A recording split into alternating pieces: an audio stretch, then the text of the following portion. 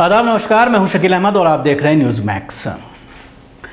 जब बिहार इलेक्शन की शुरुआत हुई और जब तालमेल हो रहा था पार्टियों के दरमियान, तो एक बात सामने आई कि एलजेपी अलग चुनाव लड़ेगी और उसके पीछे एक वजह यह बताई गई कि बीजेपी नीतीश कुमार को ख़त्म करना चाहती है, इसलिए एलजेपी को अलग से लड़वाना चाहती है और बीजेपी और एलजेपी का अलायंस हुआ है, आपस में बात हुई है और उसके बाद ये कहा गया है कि आप इलेक्शन अकेले लड़ो और वहाँ पर इलेक्शन लड़ो जहाँ पर नीतीश कुमार अपने कैंडिडेट खड़े कर रहे हैं 112 सीटों पर। लेकिन देखने में आया कि उससे ज़्यादा सीटों पर कई जगह पर बीजेपी जहाँ पर खड़ी हुई थी वहाँ पर भी एलजेपी ने अपने कैंडिडेट को खड़ा किया। किस तरह का समावे रहा, कितना नुकसान पहुँचाया एलजेपी ने, किस कैंडिडेट को ज़्यादा नुकसान पहुंचाया, क्योंकि जब नताइज सामने आए हैं तो सबसे ज़्यादा बुरी हालत जो देखने में आ रही है वो नीतीश कुमार की देखने में आई है, क्योंकि पिछली बार से नीतीश कुमार काफ़ी कम हो गए हैं। नीतीश कुमार 112 सीटों पर लड़ने के बाद 43 विधायक असेंबली में नीतीश कुमार की पार्टी जेडीयू के पहुँच पाए हैं। पिछली बार 101 पर इलेक्शन लड़ा था और 71 विधायक चुने गए थे, यानी पिछली बार से इन्हें काफ़ी नुकसान उठाना पड़ा है और उसमें कहीं ना कहीं एलजेपी का भी हाथ नज़र ज़रूर आता है। जहाँ तक सवाल है बीजेपी का, बीजेपी ने 74 सीटें हासिल की हैं, जो सबसे बड़ी पार्टी आरजेडी निकल कर सामने आई है, जिसको 75 सीटें जो है उसको हासिल हुई हैं। पिछली बार 101 में 80 सीटें मिली थीं, पिछली बार के मुकाबले में भी 5 सीटें कम इनको मिली हैं, लेकिन बीजेपी को पिछली बार 53 मिली थी। इस बार 21 सीटों की बढ़ोतरी हुई है और 74 सीटें हासिल की गई हैं बीजेपी के ज़रिए। जहां तक कांग्रेस का सवाल है, कांग्रेस पिछली बार सिर्फ 41 सीटों पर इलेक्शन लड़ी थी, लेकिन 27 असेंबली में अपने मेंबर पहुंचाने में कामयाब रही थी, लेकिन इस बार 70 सीटों पर लड़ने के बाद सिर्फ 19 विधायक जीत पाए हैं। जहाँ तक सवाल है CPI-ML और लेफ़्ट का, तो लेफ़्ट को 20 सीटें दी गई थी और 20 में से 14 पर जीत दर्ज की है CPI-ML ने, 12 पर और 2 पर CPI ने। तो सबसे ज़्यादा अच्छी कारकर्दगी अगर ओवरऑल देखा जाए तो सबसे अच्छी एज ए पार्टी लेफ़्ट की रही है, 20 सीटों में से 14 सीटों पर कामयाबी दर्ज की है। तो सवाल ये खड़ा हो रहा है कि क्या कांग्रेस को इतनी सीटें दी जानी चाहिए थी। सवाल ये भी खड़ा हो रहा है कि 70 सीटों पर जो टिकट दिए गए कांग्रेस को, तो कांग्रेस ने टिकटों का कुछ बंटवारा इस तरह से किया कि जिम्मेदार जो मैदान में उतारे गए कैंडिडेट वो काबिल नहीं थे, वो कैंडिडेट कुछ ना कुछ उसमें खामी थी, जिसकी वजह से बहुत बड़ा खमियाजा कांग्रेस को भुगतना पड़ा और उसकी वजह से शायद तेजस्वी चीफ मिनिस्टर बनते बनते रह गए। अगर ये भी कहा जा रहा है कि अगर इनको कम सीटें दी गई थी, लेफ्ट को ही ज़्यादा दे दी जाती या खुद तेजस्वी लड़ते और सीटों पर, तो शायद ये नतीजे सामने ना आते और सरकार तेजस्वी की बन जाती।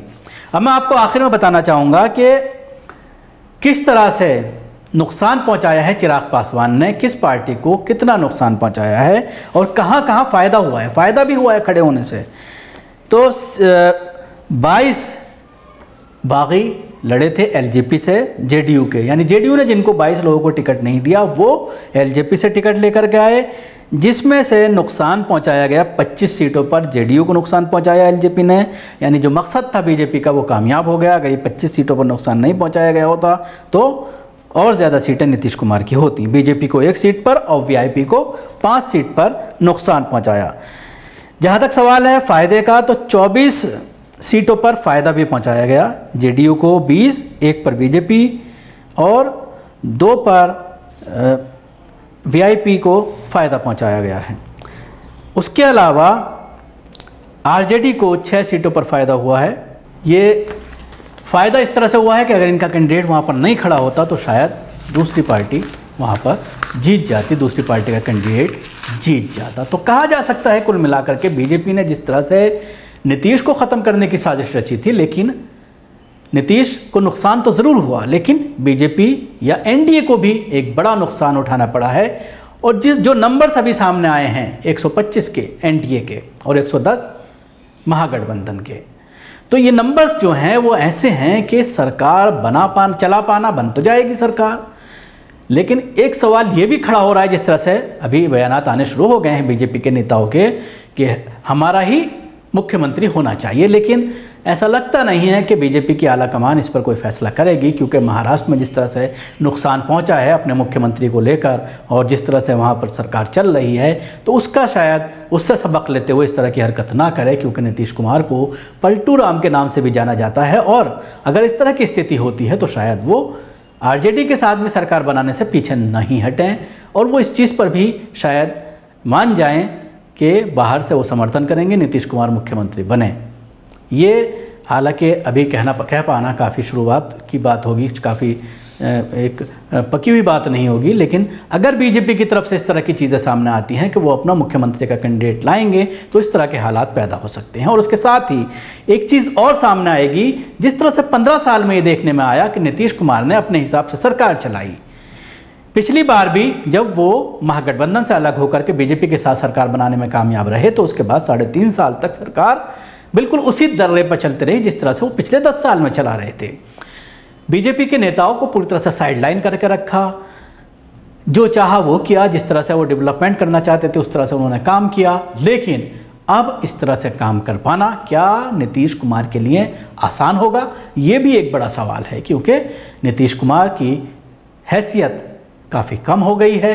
बीजेपी बार बार उनको डराने की, धमकाने की कोशिश करेगी और उसके साथ ही एक और कोशिश करेगी अपनी ज़मीन अकेले तलाश करने की, क्योंकि जब तक अकेले अपने बल पर बीजेपी नहीं आती तब तक बीजेपी अपने जो अज़ाइम हैं, जो उसका हिंदुत्व का मुद्दा है, उसमें वो कामयाब होती हुई नज़र नहीं आएगी। जिस तरह से उत्तर प्रदेश में मुसलमानों के ऊपर तरह तरह की कार्रवाइयाँ की जा रही हैं, लेकिन बिहार में इस तरह की चीज़ें देखने में नहीं आती नीतीश कुमार की सरपरस्ती में। और उसके साथ ही एक बड़ा सवाल ये भी खड़ा होता है कि नीतीश कुमार के 11 मुस्लिम एमएलए हार गए हैं, तो इस बार सरकार बनने के बाद क्या मुसलमान उनसे उम्मीद रखें कि वो मुसलमानों के साथ उसी तरह का व्यवहार करेंगे जिस तरह का पिछले 15 सालों में उन्होंने किया है? कहीं पर कोई दंगा नहीं होने दिया, मुसलमानों के डेवलपमेंट के काम को उन्होंने नहीं रोका, जिस तरह से तमामी ज़िलों में अक़लियती स्कूल कायम किए गए, 52 करोड़ रुपए का हर डिस्ट्रिक्ट को बजट दिया गया और उनको चलाने का ख़र्चा, उसके अलावा मदारिस के जो असातिज़ा हैं उनको बिल्कुल आम जो स्कूल्स हैं उनकी तरह उनको तनख्वाह दी गई। कई मदारिस में ऐसे हैं जहाँ पर 50 से 70 हज़ार रुपये जो है वो टीचर को दिए जाते हैं। तो क्या दोनों ही इसके माना निकाले जा सकते हैं कि आगे वो मुसलमानों को जोड़ने के लिए क्या और कोई स्कीमें ला सकते हैं, या बीजेपी का दबाव रहेगा, वो फ्री हैंड पूरी तरह से काम नहीं कर पाएंगे, या फिर वो और ज़्यादा मुसलमानों को जोड़ने के लिए जो एक मुसलमानों के अंदर जो एक ये मैसेज गया कि बीजेपी के साथ हैं, बीजेपी के साथ मिलकर सरकार चला रहे हैं, सीए का एक मैसेज गया कि सीए और तलाक बिल पर वो बीजेपी के साथ खड़े हुए थे, इसलिए मुसलमानों ने उन्हें वोट नहीं दिया, पूरी तरह से नकार दिया। जहाँ पर उन्होंने देखा कि आरजेडी का कोई कैंडिडेट है तो उसको वोट दिया, और जहाँ पर देखा गया कि एमआईएम का कोई कैंडिडेट है तो उसको वोट दिया गया। एक बहुत ही समझदारी के साथ मुसलमानों ने वोट कास्ट किया, वोट अपना वक्त वोट दिया, और उसके बाद 19 मेंबर्स को मुसलमानों को पहुंचाने में कामयाब रहे।